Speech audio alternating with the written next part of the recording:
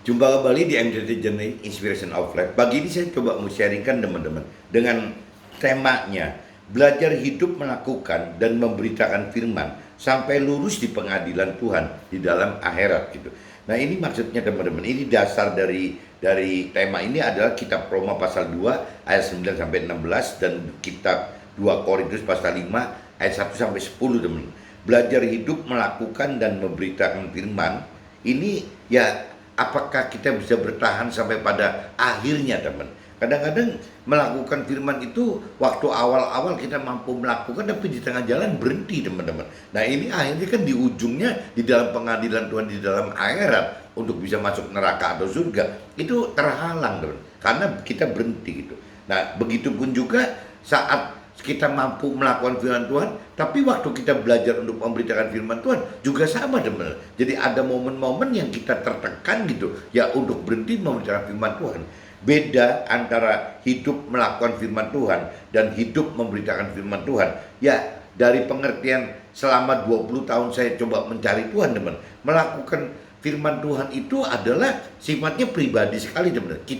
Kita pribadi melakukan firman Tuhan, di mana dampaknya ya untuk kita sendiri teman, kita pribadi sendiri. Tapi waktu kita bicara memberitakan firman Tuhan, memberitakan firman Tuhan itu bentuknya ada dua teman. Satu, bagi yang punya talenta mentor rohani atau rohaniawan, yang namanya memberitakan firman Tuhan itu bentuknya kan bisa mengajarkan firman Tuhan, mengajarkan teori firman Tuhan, mengajarkan teologi gitu. Tapi bagi kita teman, memberitakan firman bagi orang-orang di marketplace, di dunia sekuler, sebagai pengusaha atau orang karir atau buruh gitu, kita tidak bisa teman-teman memiliki talenta seperti mentor rohani dan rohaniawan gitu. Jadi kita cuma bisa bagaimana mengajarkan firman Tuhan itu dalam bentuk memberitakan firman Tuhan lewat kesaksian kita teman-teman. Memberitakan kesaksian hidup kita bersama Tuhan di dalam firman Tuhan itu gitu. Jadi kita cuma bisa sebatas itu teman-teman. Dan tidak jaminan loh teman-teman, yang namanya mentor rohani atau rohaniawan yang mengajarkan teori rohani itu nanti di saat masuk pengadilan Tuhan di dalam surga itu mendapatkan posisi yang tinggi gitu di dalam akhiratnya, di dalam surganya. Belum tentu begitu teman. Belum tentu menjadi keluarga Tuhan di dalam surga, karena Tuhan melihat hati kita gitu. Kalau si mentor rohani dan rohaniawan meskipun bisa mengajarkan kita teori-teori rohani atau teologi, tapi belum tentu untuk pribadinya si mentor rohani dan rohaniawan itu bisa dianggap lulus gitu, lulus dalam kondisi sempurna gitu. Itu belum tentu dong, karena kembali lagi Tuhan melihat hati kita gitu. Jadi sebaliknya buat kita yang memang adanya di dunia sekuler, ada di marketplace sebagai pengusaha atau orang karir atau buruh, bisa saja gitu ya, waktu meninggal dunia ada pengadilan di dalam surga gitu, di dalam akhirat, yang kita masuk ke dalam surga dalam kondisi menjadi keluarga Tuhan di dalam surga gitu. Itu bisa-bisa aja loh, di posisi yang lebih tinggi daripada mentor rohani dan rohaniawan. Itu kembali semua tergantung kitanya teman-teman. Nah, yang penting teman-teman, dalam hal rohani teman-teman, ada dua yang kita mesti lakukan. Di abad dua yang mesti mengerti itu. Pertama, ya kita harus menjadi pelaku firman teman-teman. Itu bagaimana caranya. Kedua, bagaimana kita harus bisa memberitakan kebenaran firman Tuhan itu akan mendapatkan satu berkat rohani yang berbeda teman. Ya tadi saya katakan, kalau melakukan itu sifatnya individu sekali, ya cuman untuk kita sendiri gitu. Tapi waktu kita memberitakan firman Tuhan dalam bentuk mengajarkan atau memberi kesaksian, ini kan kita ketemu dengan banyak orang teman-teman. Dan tergantung dari berapa banyak orang yang bisa mendengarkan kesaksian kita gitu lewat pemberitaan firman tadi. Nah, contoh kayak pagi ini kalau saya bicara bikin vlog seperti ini, karena saya tidak promosikan kemana-mana, ya cuma untuk keluarga saya, ya untuk teman-teman saya, cuma sebatas itu aja teman-teman. Tapi yang namanya apa yang saya tabur gitu di dalam vlog ini kan tidak berhenti teman-teman. Ya saya masuk ke dalam YouTube gitu, masuk memberitakan kebenaran firman Tuhan lewat YouTube. YouTube ini kan menyimpan apa yang saya saksikan pagi ini teman-teman. Saya sampai berapa lama ya nggak tahu gitu, yang mungkin bisa 5 tahun, 10 tahun, 20 tahun, saya nggak ngerti. Nah, selama berkembangnya bertahun-tahun, otomatis kan ada peluang untuk yang di-sharingkan kesaksian ini terbuka oleh orang lain, teman-teman.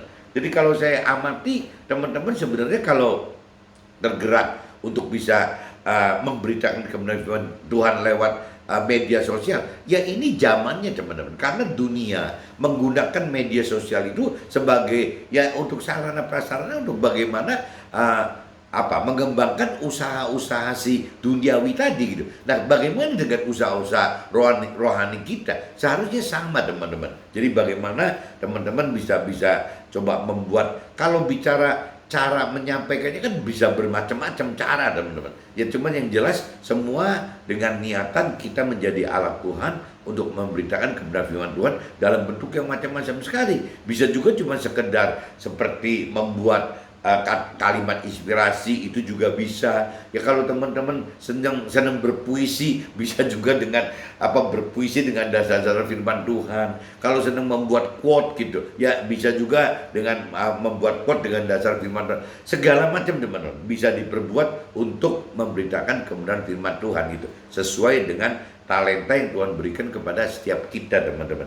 Jadi saya cuma ingatkan lagi, kayaknya sayang sekali apabila momen media sosial yang sekarang 10-20 tahun ini timbul gitu. Ya kalau sampai tidak dimanfaatkan oleh kepentingan rohani gitu. Ya hanya dimanfaatkan dari sisi kepentingan duniawi saja. Ini yang sayang, teman-teman. Nah, ini saya coba teman-teman, jadi pagi ini saya cuma memperjelas aja bahwa melakukan firman Tuhan itu berkat rohaninya adalah masuk ke dalam surga sebagai warga surga atau sebagai rakyat jelata di dalam surga. Tapi di dalam surga loh, teman-teman. Nah, sebaliknya, teman-teman, apabila kita memberitakan kebenaran firman Tuhan dalam bentuk mengajarkan atau dalam bentuk memberi kesaksian, itu ada berkat rohani yang tidak cuma berhenti jadi warga surga atau jadi rakyat jelata di dalam surga, tapi menjadi keluarga Tuhan di dalam kerajaan surga nanti, teman, yang memimpin warga surga atau rakyat jelata yang masuk ke dalam surga itu, teman-teman. Tapi dua-duanya kan tetap melakukan firman Tuhan ya baik gitu, karena bisa masuk ke dalam surga, daripada kita tidak melakukan firman Tuhan. Kalau kita tidak melakukan firman Tuhan, bisa tergelincir masuk ke dalam neraka gitu. Nah, kita melakukan firman Tuhan, kita berarti akan masuk ke dalam surga. Cuman ya balik tadi, kalau kita mau lebih yang paling baik, yang terbaik gitu, ya kita harus memberitakan kebenaran firman Tuhan lewat pengajaran dan atau lewat kesaksian hidup kita, teman, supaya kita bisa masuk satu level lebih tinggi daripada warga surga tadi, satu level daripada rakyat jelata tadi. Itu menjadi timnya Tuhan di dalam keluarga kerajaannya Tuhan di dalam surga itu, teman. Itu yang bagi yang percaya, teman-teman. Tapi kalau saya pelajarin lebih dalam, memang seperti itu, teman-teman. Nah, ini saya coba bacakan dari dasarnya kitab Roma, teman, pasal 2 ayat 9 sampai 16, dan nanti saya lanjut ke 2 Korintus pasal 5 ayat 1 sampai 10, dan baru saya nanti masuk ke draft, teman-teman. Ini saya coba baca dulu yang Roma 2 pasal 2, teman-teman, 9 sampai 16. Kalau cerita perikop totalnya, teman-teman, itu kan ada pasal 2 dari 1 sampai 16, teman-teman, totalnya. Tapi saya ambil separuh aja dari 9 aja gitu. Nah, judul perikopnya hukuman Allah atas semua orang. Judul perikopnya itu penderitaan dan kesesakan akan menimpa setiap orang yang hidup, yang berbuat jahat. Pertama-tama orang Yahudi dan juga orang Yunani. Tetapi kemuliaan, kehormatan, dan damai sejahtera akan diperoleh semua orang yang berbuat baik. Jadi berbuat jahat konsekuensinya begitu tuh, itu ya istilahnya mendapat kesesakan dalam hidupnya gitu, karena berbuat jahat dan mengalami penderitaan. Tapi sebaliknya kalau kita yang sebaliknya gitu, ya akan mendapatkan kemuliaan, kehormatan, dan damai sejahtera yang diperoleh semua orang yang berbuat baik gitu, teman. Jadi kita jangan berbuat jahat, harus berbuat baik gitu. Pertama-tama orang Yahudi dan juga orang Yunani, sebab Allah tidak memandang bulu. Sebab semua orang yang berdosa tanpa hukum Taurat akan binasa tanpa hukum Taurat, dan semua orang yang berdosa di bawah hukum Taurat akan dihakimi oleh hukum Taurat. Jadi cerita kehidupan kita, teman-teman, apabila ada yang hidup sudah keburu mengenal dan mengerti serta melakukan firman Tuhan, tapi juga ada sebagian orang yang hidup belum mengenal, teman, belum mengenal, belum mengerti, dan belum melakukan firman Tuhan. Nah, ini firman ini mengingatkan bahwa hukumnya itu masing-masing, teman-teman. Bagi yang belum mengenal, belum mengerti, belum melakukan firman Tuhan, berarti hukumnya hukum yang perbuatan yang mereka perbuat gitu. Tapi sebaliknya bagi orang yang telah mengenal, mengerti dan melakukan firman Tuhan, ya hukumnya sesuai dengan orang yang sudah mengenal, mengerti dan melakukan firman Tuhan. Jadi Tuhan bedakan di situ, Don. Yaitu keadilan Tuhan itu seperti itu gitu. Tidak disamaratakan. Karena bukanlah orang yang mendengar hukum Taurat yang benar di hadapan Allah, tetapi orang yang melakukan hukum Tauratlah yang dibenarkan. Bahkan di ayat 13 ini dicatatkan lagi bahwa kalaupun kita mendengar firman Tuhan gitu, karena membaca firman Tuhan, atau kita mendengar firman Tuhan karena kita mendengar sharing atau mendengar khotbah gitu, atau mendengarkan orang sedang bercerita tentang rohani, ya kembali lagi itu sifatnya kan cuma mendengarkan. Yang Tuhan nilai orang benar itu, orang baik itu orang yang bukan cuma mendengarkan firman Tuhan dari sendiri atau dari orang lain, tapi orang yang melakukan firman Tuhan, teman. Itu yang Tuhan tunggu-tunggu itu. Jadi bukan cuma sekedar mendengar sampai mengenal, sampai mengerti, tapi tidak melakukan. Nah, itu kan konyol, teman. Ya, untuk bisa melakukan firman Tuhan ya jelas harus mengerti firman Tuhan. Untuk mengerti firman Tuhan ya jelas harus menghidupkan roh Tuhan di dalam kita. Untuk bisa mengerti firman Tuhan dasarnya harus bisa mengenal firman Tuhan. Nah, untuk bisa mengenal firman Tuhan tidak cuma dasarnya cuma tergantung dari mendengar dari orang lain. Ya berarti harus mendengar sendiri, teman. Mendengar sendiri adalah yang membaca firman sendiri gitu. Ya kalau kita ucapkan dengan kata-kata yang suaranya dikeraskan, ya otomatis kita mendengar, teman-teman. Kalaupun kita misalnya mengucapnya tidak dikeraskan, tapi hati kita juga bisa mendengar. Jadi kembali lagi, saya kadang-kadang kadang nggak ngerti dengan pola-pola pikir manusia dunia atau orang keyakinan itu bahwa saya sudah percaya Tuhan, saya sudah kenal Tuhan, tapi tidak membaca firman Tuhan itu. Jadi kembali lagi dia cuma tahu teorinya bahwa yang benar itu kan melakukan firman Tuhan. Nah, sekarang bagaimana kita bisa sebut bahwa kita melakukan firman Tuhan kalau sampai kita tidak mengenal, tidak mengerti apa yang diperintah peraturan dalam firman Tuhan itu gitu. Nah, nanti ada lagi orang keyakinan yang menganggap bahwa ya saya kan pernah mendengar gitu.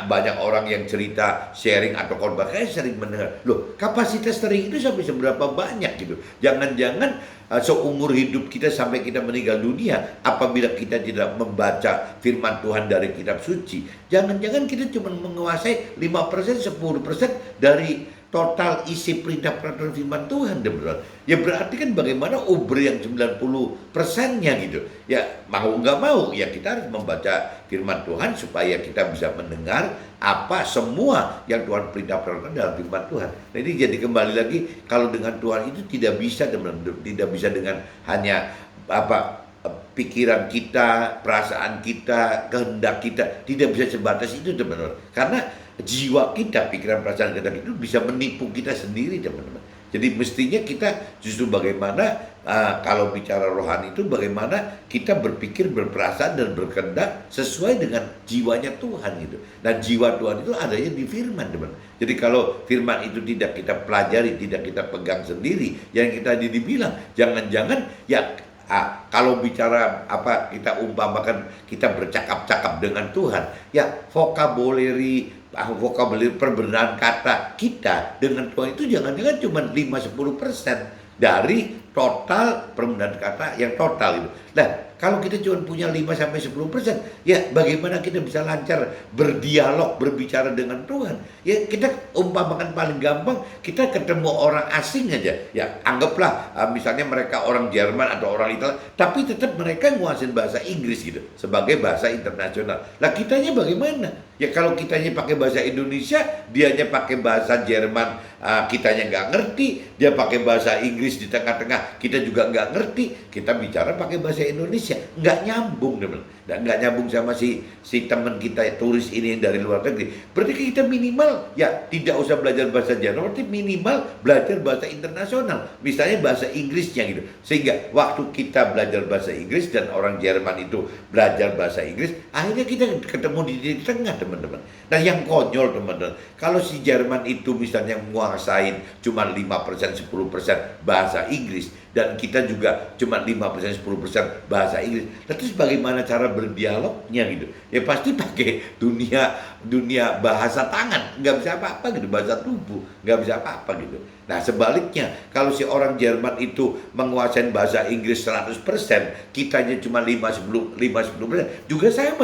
Bagaimana cara berkomunikasinya gitu. Nah makanya kembali lagi, berdialog dengan Tuhan itu sama. Bahasanya Tuhan itu adalah bahasa firman. Apabila kita tidak bicara menguasai firman dengan baik, ya kita tidak bisa berdialog, bercakap-cakap dengan Tuhan dengan baik. Ya pasti nggak enak teman-teman. Kalau kita semobil dengan turis asing yang kita tidak berkomunikasi dari Jawa Barat ke Jawa Timur naik mobil atau naik kereta, nggak bisa ngobrol apa-apa teman. Cuma cengar-cengir doang gitu, nggak bisa ngobrol, pasti nggak betah gitu, nggak bisa. Jadi kembali dengan Tuhan juga sama. Bagaimana kita bisa ngobrol enak dengan Tuhan kalau vocabulary atau perbedaan kata dalam arti kata firman itu kita cuma menguasai 5-10% aja. Nah orang yang dunia, orang yang punya keyakinan, kadang-kadang hanya menguasai 5-10% itu oleh karena sering mendengar tidak sengaja orang sharing, orang khotbah, dianggapnya sudah ditelan habis, sudah mengenal dan mengerti firman Tuhan.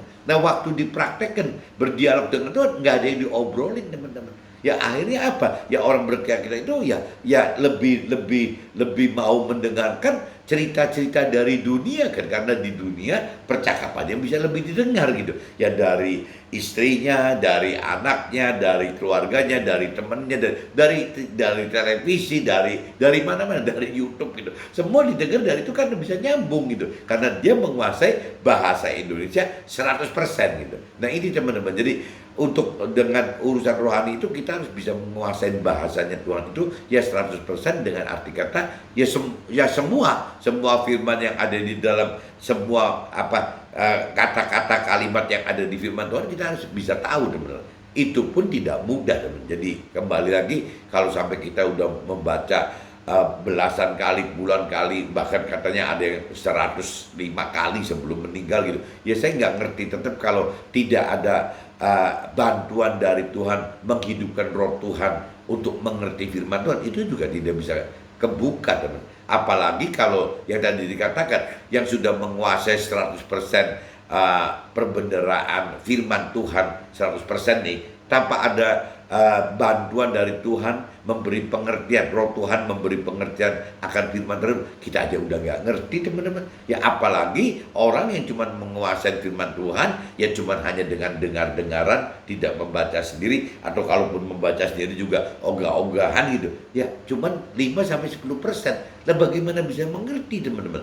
Kalau 5-10% nggak usah pakai roh Tuhan. Ya untuk mengerti firman Tuhan aja nggak ngerti kok. Yang dikuasai cuma 5-10%. Tapi kalau bagi orang yang sudah menguasai 100%, maksud saya juga sama teman. Apabila tidak menghidupkan roh Tuhan di dalam kita, 100% pun kita sudah menguasai perbendaharaan firman-Nya, tetap aja nggak bisa mengerti teman-teman. Makanya mesti menghidupkan roh Tuhan di dalam hidup kita.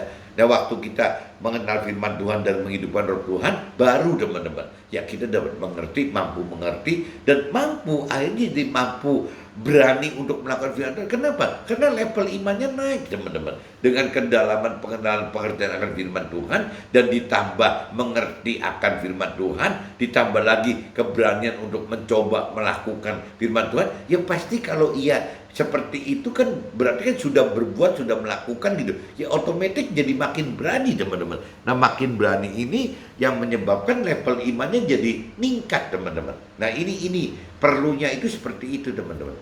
Ini saya sudah bacakan di kitab Roma teman-teman ya, kitab Roma, tapi ini saya habiskan aja dulu.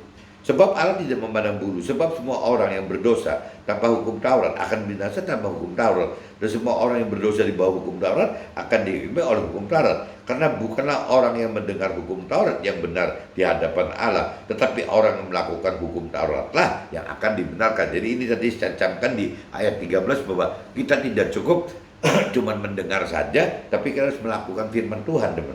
Apabila bangsa-bangsa lain yang tidak memiliki hukum Taurat oleh dorongan diri sendiri melakukan apa yang dituntut hukum Taurat, maka walaupun mereka tidak memiliki hukum Taurat, mereka menjadi hukum Taurat bagi diri mereka sendiri. Jadi yang tadi dijelaskan juga bahwa apabila orang belum mengenal firman Tuhan, ya pasti hukumnya hukum perbuatan dari si pelaku itu gitu. Tapi kalau orang sudah mengenal, mengerti dan melakukan firman Tuhan, ya penghakimannya pasti penghakiman karena dasar-dasar sudah mengenal, mengerti dan melakukan firman Tuhan gitu. Sebab dengan itu mereka menunjukkan bahwa isi hukum Taurat ada tertulis di dalam hati mereka, dan suara hati mereka turut bersaksi, dan pikiran mereka saling menuduh atau saling membela. Hal itu akan nampak pada hari bila mana Allah sesuai dengan firman Tuhan yang diberitakan akan menghakimi segala sesuatu yang sembunyi di dalam hati manusia gitu. Oleh ya parameternya firman Tuhan tadi, teman-teman. Ini saya sudah baca di kitab Roma pasal 2 ayat 9 sampai 16, teman-teman. Dan saya sebelum ke draft, saya coba lanjut aja, teman-teman, dengan dasar 2 Korintus, kitab 2 Korintus pasal 5 ayat 1 sampai 10, teman-teman. 2 Korintus pasal 5 ayat 1 sampai 10. Karena kami tahu bahwa jika kemah tempat kediaman kita di bumi ini dibongkar, Allah telah menyediakan suatu tempat kediaman di sorga bagi kita, suatu tempat kediaman yang kekal yang tidak dibuat oleh tangan manusia. Nah, ini yang Tuhan inginkan kita ini seperti ini, teman. Bukan rumahnya di dalam dunia ini, tapi rumahnya itu ada di dalam sorga yang kekal gitu. Selama kita di dalam kemah ini, kita mengeluh karena kita rindu mengenakan tempat kediaman sorgawi di atas tempat kediaman kita yang sekarang ini. Sebab dengan demikian kita berpakaian dan tidak kedapatan telanjang. Sebab selama masih diam di dalam kemah ini, kita mengeluh oleh beratnya tekanan. Karena kita mau mengenakan pakaian yang baru itu tanpa menanggalkan yang lama, supaya yang fana itu ditolong hidup. Nah, ini kadang-kadang teman-teman, kita untuk melakukan firman Tuhan itu berat sekali, teman. Karena apa? Kita pengen ada perubahan, kita harus bermetamorfosa gitu. Itu susah sekali, teman. Bagaimana ya, kalau cerita paling mudahnya cerita kupu-kupu itu, ulat menjadi kupu-kupu itu, teman. Yang kebiasaan-kebiasaan lama kita diibaratkan seperti ulat, kebiasaan baru kita dianggap seperti kupu-kupu. Ini harus mengalami transformasi, teman, perubahan gitu, metamorfosa ya. Kalau buat untuk kupu-kupu sebutnya harus mengalami proses metamorfosa. Kita juga sama, teman, harus mengalami metamorfosa dalam bentuk rohani kita, dalam batin kita gitu. Yang tadinya dengan pola-pola pikir duniawi, bagaimana sekarang kita harus bermetamorfosa menjadi pola-pola pikir rohani. Ya seperti ulat jadi kupu-kupu itu, teman. Ya kita bayangin ulat itu dari mulai makan aja, makannya makan daun gitu. Ya nggak makan bunga seperti kupu-kupu. Dia yang dimakan itu daun gitu. Dan sifatnya jadi merusak, teman. Jadi waktu daun itu dimakan, ya pohonnya bisa mati gitu. Karena daunnya dihabisi sama si ulat gitu. Nah, waktu ulat itu mau berubah, bermetamorfosa menjadi kupu-kupu, ulat itu harus melewati proses metamorfosa yang namanya proses menjadi kepompong itu, teman. Waktu menjadi kepompong ini adalah ujian cobaan hidup bagi si ulat tadi gitu. Bisa berhasil enggak berlanjut menjadi kupu-kupu gitu. Jadi waktu di dalam kepompong itu kan si ulat itu bertransformasi, teman. Berubah bagaimana dari bentuk yang ulat yang tadinya makan daun gitu, sekarang berdiam diri, bertapa di dalam kepompong gitu. Ya physically yang tadinya tubuhnya yang tadinya ulat berubah menjadi kupu-kupu. Ya keluar ada kakinya, keluar ada sayapnya, ya keluar ada segala macam, teman. Jadi berubah gitu, berubah total. Nah, waktu perubahan ini, kalau si ulat ini tidak menanggalkan pakaian si ulat, ya bagaimana bisa jadi kupu-kupu, teman. Makanya menanggalkan itu dalam arti karena menjadi kepompong dulu. Jadi ulat itu benar-benar meninggalkan baju ulatnya, ya parameternya ada yang baru adalah kepompong. Nah, di dalam kepompong itu ada peluang gitu, ada space, ada tempat yang si Ulat ini bisa membentuk sayapnya, membentuk badannya, menembus segala macam teman-teman, sehingga terbentuk kupu-kupu gitu. Nah ini prosesnya seperti itu. Manusia maksudnya firman yang ini sama teman-teman. Jadi kalau kita bicara di sini, karena kita mau mengenakan pakaian yang baru, tapi tanpa menanggalkan yang lama. Maksudnya begitu teman-teman. Jadi kita pengen jadi kupu-kupu, tapi tetap aja gitu. Ya pola makannya seperti ulat, tidak mau mengalami proses metamorfosa, ujian cobaan kehidupan untuk berubah dari ulat menjadi kupu-kupu. Ya nggak bisa teman. Bagaimana mau bisa menjadi kupu-kupu yang makannya sudah berbeda dengan si ulat gitu. Si ulat makan daun, kupu-kupu makan sari madu. Ya sari madu dari bunga. Nah bunganya juga nggak dirusak gitu. Kalau ulat kan daunnya dimakan gitu. Kalau kupu-kupu kan tidak. Cuman mengambil sari madunya bunga. Nah waktu si kupu-kupu ini pindah dari bunga satu ke bunga lain. Dan ini malah jadi menyerbukan si tanaman ini teman, berserbuk gitu. Ya masalah malah menghasilkan buah. Jadi beda apa perumpamaannya gitu teman. Bagaimana kita kalau mau ikut Tuhan itu dari pola-pola duniawi berubah menjadi pola-pola rohani teman. Meskipun firman sering katakan untuk perubahan ini ya kita mengalami terkenang gitu, seperti tadi di kitab Roma tadi kan dijelasin kitab Roma pasal 2 ayat 19 itu, jadi nggak enak gitu, posisi hidupnya itu nggak enak gitu. Ya sama aja lah, sama aja kita tadi perhatikan prosesnya kubu-kubu waktu menjadi kepompong. Kadang cuma berdiam diri saja, tidak bisa apa-apa gitu untuk bisa menjadi seekor kupu-kupu gitu. Nah kita juga sama sebenarnya. Kadang-kadang kita harus mengalami proses yang gak enak, bahkan sampai berdiam diri gitu. Ya untuk bisa berubah dari manusia lama kita menjadi manusia baru kita, dari manusia duniawi ini menjadi manusia rohani. Prosesnya seperti itu teman-teman. Tetapi Allah yang justru mempersiapkan kita untuk hal itu, dan yang mengaruniakan roh kepada kita sebagai jaminan dari segala sesuatu telah disediakan bagi kita. Nah Tuhan ini karena maha kasih dan maha tahu, maha kuasa. Nah, ini Tuhan tahu gitu. Waktu kita mau masukin proses transformasi, berubah gitu dari ulat jadi kupu-kupu, Tuhan tahu. Makanya Tuhan sertakan roh Tuhan gitu. Tuhan sertakan roh Tuhan di dalam kita supaya kita mampu mengerti dan mampu melakukan firman Tuhan. Kalau tidak kita tidak mampu, tetap akan jadi ulat gitu. Tetap jadi ulat, tidak berubah jadi kepompong dan tidak berubah jadi kupu-kupu. Nah, kita manusia ini oleh Tuhan dipersenjatai teman-teman. Waktu menjadi kepompong, mengalami ujian cobaan, waktu menjadi kupu-kupu gitu. Itu Tuhan itu memberikan rohnya kepada kita sebagai ya guidance gitu, sebagai kompas untuk bisa kita melakukan apa yang diperintahkan oleh firman Tuhan teman.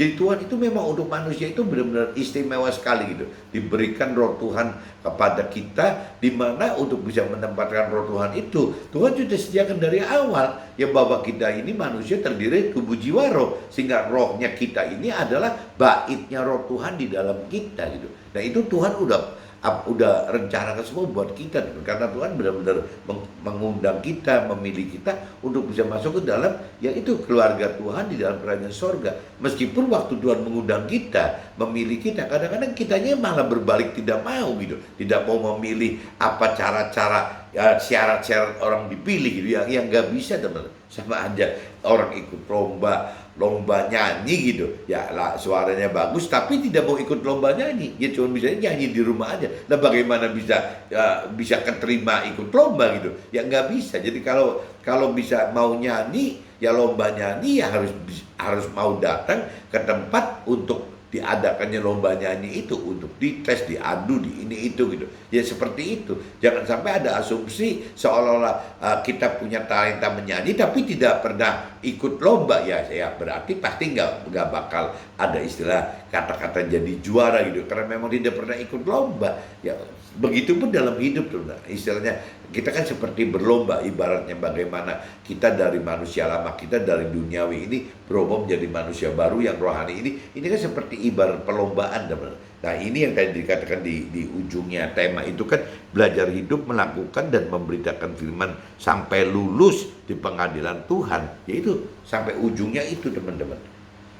Maka oleh karena itu kami senantiasa tabah meskipun kami sadar bahwa selama kami mendiami tubuh ini, kami masih jauh dari Tuhan. Sebab hidup kami ini adalah hidup karena percaya, bukan karena melihat. Nah ini yang ayat 7 ini yang susah teman. Kalau orang manusia, orang dunia atau berkeyakinan, ya hidup itu percaya kalau melihat, teman. Nah, sedangkan kalau bicara orang rohani, itu selalu percaya tapi tidak melihat. Kenapa tidak melihat? Ya, karena rohnya wujudnya apa, Tuhan Allah, wujudnya roh, dan bicara Tuhan Allah itu bukan di dunia sekarang tapi nanti di langit baru, bumi baru, di akhirat yang baru. Nah, orang dunia dan orang keyakinan susah, teman. Kita pun ya nggak mudah gitu untuk bisa mau percaya Tuhan, janji-janji Tuhan gitu ya, tapi tidak terlihat gitu. Yaitu kembali lagi ya, kita benar-benar percaya Tuhan enggak, kita benar-benar mengasihi Tuhan enggak. Kalau benar-benar kita percaya dan mengasihi, ya sudah, kita harus berbuat gitu, meskipun kita tidak melihat. Kalau kita percaya gitu. Tetapi hati kami tabah, terlebih suka kami berlari dari tubuh ini untuk menetap pada Tuhan. Sebab itu juga kami berusaha, baik kami diam di dalam tubuh ini maupun kami diam di luarnya, supaya kami berkenan kepadanya. Sebab kita semua harus menghadapkan tahta pengadilan Kristus, supaya setiap orang memperoleh apa yang patut diterimanya, sesuai dengan apa yang dilakukannya dalam hidupnya ini, baik ataupun jahat. Ini saya sudah bacakan dari 2 Korintus pasal 5 ayat 1 sampai 10, teman. Saya udah bacakan. Nah, sekarang coba saya menyambung ke draft aja, teman-teman, takut nggak keburu. Nah, di draftnya saya coba tulis kitab Roma pasal 2, teman-teman, ayat 9 sampai 10. Penderitaan dan kesesakan akan menimpa setiap orang yang berbuat jahat, tetapi kemuliaan, kehormatan dan damai sejahtera akan diperoleh semua orang yang berbuat baik. Itu firman di dalam kitab Roma pasal 2 ayat 9-10 katakan begitu, teman-teman. Bagaimana orang harus berbuat baik, jangan berbuat jahat gitu. Intinya gitu. Jadi kalau cerita orang yang berbuat baik akan dapat berkatnya, ya begitu, ya istilahnya lah, tidak menerima penderitaan, tidak kesesakan gitu. Tapi sebaliknya kemuliaan, kehormatan, damai sejahtera itu orang yang berbuat baik, teman-teman. Tapi kalau orang yang berbuat jahat, sebaliknya gitu. Firman ajarkan begitu. Perbuatan jahat dan baik akan sangat memerlukan parameter gitu. Jadi kalau bicara penilaian berat jahat dan baik itu, kalau tidak ada parameter, bagaimana gitu menilainya? Di mana Tuhan sudah berikan berupa perintah dan peraturan hidup dalam kebenaran firman Tuhan itu.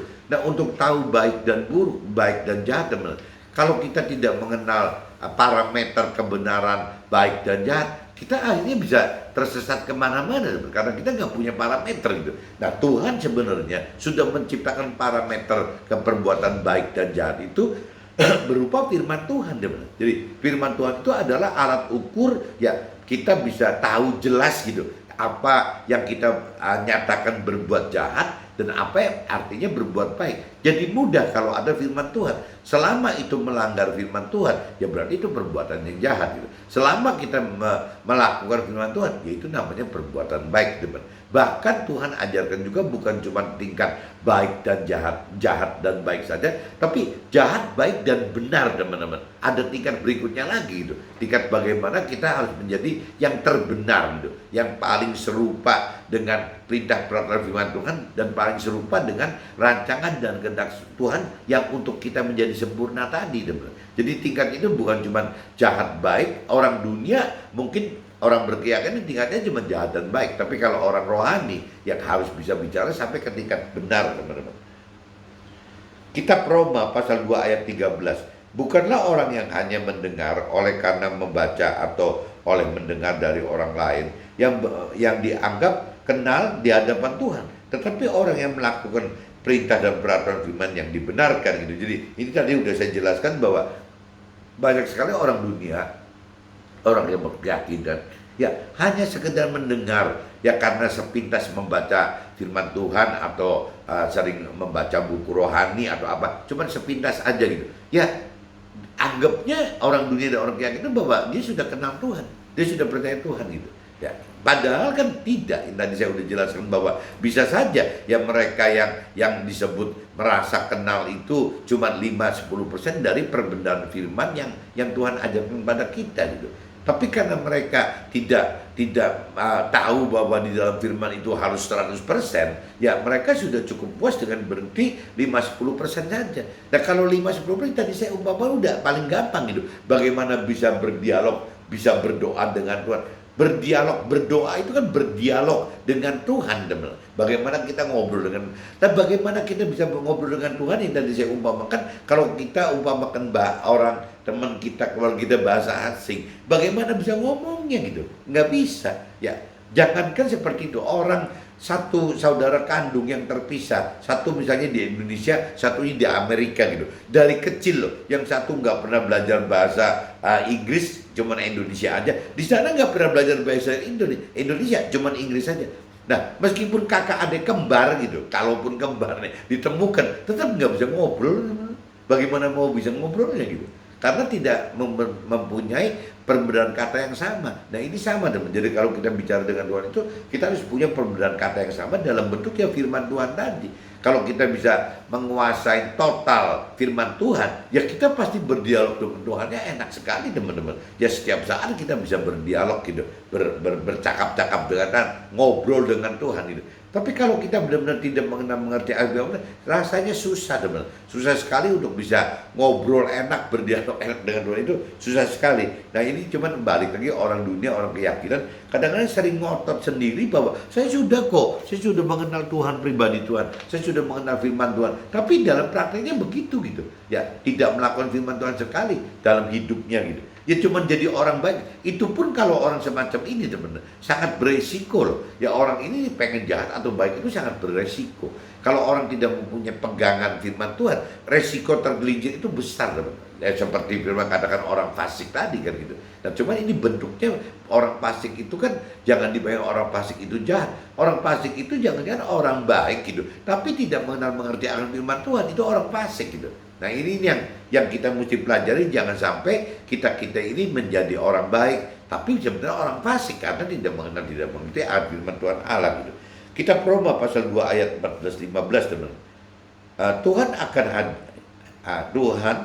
akan hakimi orang yang tidak kenal dan tidak mengerti firman Tuhan sesuai dengan perbuatannya, dan hal ini adalah kesulitan dan kebodohan dari sisi rohani. Karena hidup tanpa ada petunjuk untuk melakukan hal yang baik dan hal yang buruk, yang jahat gitu, dari sisi Tuhan. Ya ini kan kalau kita bicara dari sisi rohani, ini orang yang tidak mengenal, tidak mengerti firman, apa bukan bodoh sekali itu? Ya akhirnya tidak punya parameter mana berbuat baik dan jahat, teman-teman. Berarti kemungkinan gagal untuk tergelincir jadi jahat itu besar. Tapi kok mau gitu? Kenapa dia? Makanya dan dikatakan jadi kebodohan bagi rohani. Ya kenapa orang-orang yang tidak mengenal, tidak mengerti firman Tuhan kok tidak mencari gitu, tidak mencari Tuhan pribadi atau pengenalan akan firman Tuhannya? Kok diem saja gitu? Nah ini kalau sampai orang ini tidak mempunyai firman Tuhan, pegangannya gitu, ya pasti resiko untuk bisa masuk ke jahat itu lebih besar, teman. Jadi baik, jahat, baik dan benar itu. Ya jangankan bicara benar, kalau benar pasti nggak bisa lah karena tidak mengenal, tidak mengerti akan firman Tuhan. Bicara antara baik dan jahat ini udah terlalu beresiko untuk tergelincir masuk ke dalam kejahatan, teman-teman. Kenapa? Karena nggak punya parameter gitu, nggak punya parameter mana yang benar, mana yang salah dari kacamata rohani, dari kacamata Tuhan gitu. Nah ini yang nanti takutnya waktu menghadapi pengadilan Tuhan nanti di akhirat, ya resiko masuk nerakanya lebih besar, teman-teman. Sedangkan kalau sampai kita masuk neraka, Tuhan sedih sekali, teman-teman. Karena Tuhan memang maha kasih ke kita gitu. Ya Tuhan ngarepin sekali sebagai keluarga Tuhan di dalam kerajaan surga, ya masuk sebagai warga surga dan rakyat jelata aja mungkin Tuhan kurang suka gitu. Apalagi kalau masuk neraka, ya Tuhan bisa sedih sekali gitu. Nah ini kan jangan sampai kita kan seperti itu gitu. Kitab 2 Korintus pasal 5 ayat 4, teman. Hidup dengan dasar firman Tuhan butuh perubahan pola dan cara hidup yang membuat kita mengeluh karena tekanan penderitaan tadi, karena kita mau mengenakan pakaian baru tanpa tinggalkan pakaian lama, fana diganti dengan kekekalan. Ini proses tadi saya cerita ulat yang menjadi kupu-kupu, teman. Ya ulat waktu jadi kepompong itu siksaannya kan nggak kira-kira, teman. Ya pasti ulat itu sengsara sekali itu, mengalami tekanan, mengeluh, ya tertekan penderitaan di dalam kepompong tadi, teman. Ya orang kalau suruh diem diri kan nggak enak, teman-teman.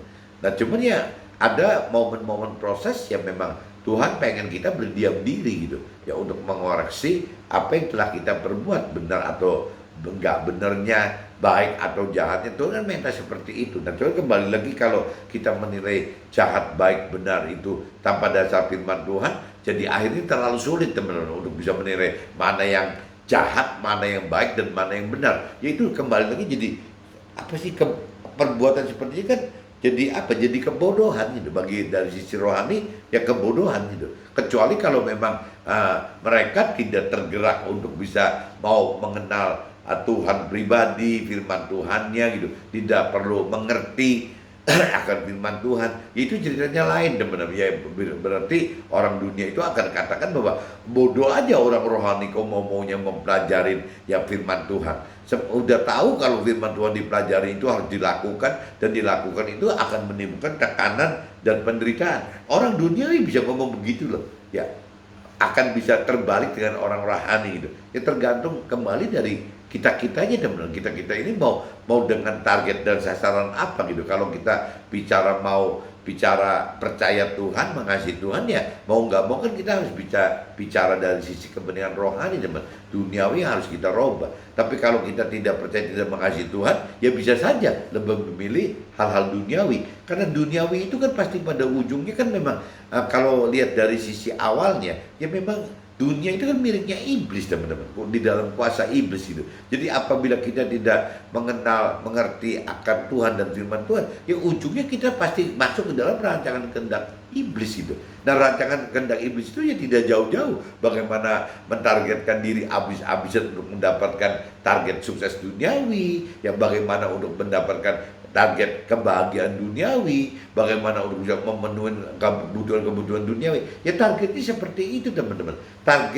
Targetnya iblis itu terselubung seperti itu, sehingga orang dunia dan orang keyakinan uber itu. Coba kalau kita tahu misalnya orang dunia dan orang berkeyakinan tahu bahwa ada cap iblisnya gitu, ya di target itu ada tanda tangan iblisnya, mungkin manusia nggak mau uber itu gitu. Ya manusia dunia, apa orang-orang dunia dan orang keyakinan pun yang baik gitu tidak mau seperti itu.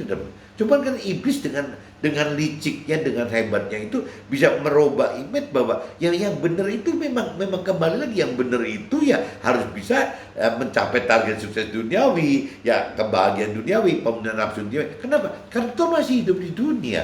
Ya kalau kita pola pikirnya rohani, hidupnya di akhirat nanti, malah kata iblisnya itu salah. Nah pengaruh itu yang ditanamkan ke dalam orang-orang dunia dan orang-orang berkeyakinan itu teman-teman. Sehingga orang-orang yang berkeyakinan dan orang dunia tadi ya lebih memilih ya target itu, target sukses duniawi, bahagia duniawi dan benar duniawi. Karena ya iblis sembunyi di belakang itu teman. Ya kembali lagi, kalau target itu targetnya benar-benar mukanya iblis, kayaknya orang yang baik tidak mau gitu, tidak mau ikut iblis gitu. Nah justru iblis bagaimana menyamar berupa target-target rancangan kehendak hidup orang dunia, dan itu disesuaikan dengan ya jahatnya iblis gitu, niat jahatnya iblis. Nah Tuhan yang murni-murni punya niat baik atau benar kepada kita malah jadi ya terkalahkan teman. Jangan-jangan yang sering dikatakan kenapa kok Tuhan mengundang banyak tapi cuma sedikit Tuhan milih, karena yang orang dipilihnya tidak mau memilih gitu, tidak mau memilih melakukan apa yang Tuhan berikan peraturan ya dalam firman-Nya. Ya seperti itu teman-teman. Kitab 2 Korintus pasal 5 ayat 5, tetapi Allah lah yang justru mempersiapkan kita untuk hal itu, dan yang mengaruniakan roh atau roh Tuhan kepada kita sebagai jaminan segala sesuatu yang telah disediakan bagi kita melakukan firman Tuhan. Tuhan telah lengkapi dengan firman Tuhan dan roh Tuhan. Jadi Tuhan itu benar-benar udah prepare buat kita, persiapkan untuk kita itu habis-habisan teman.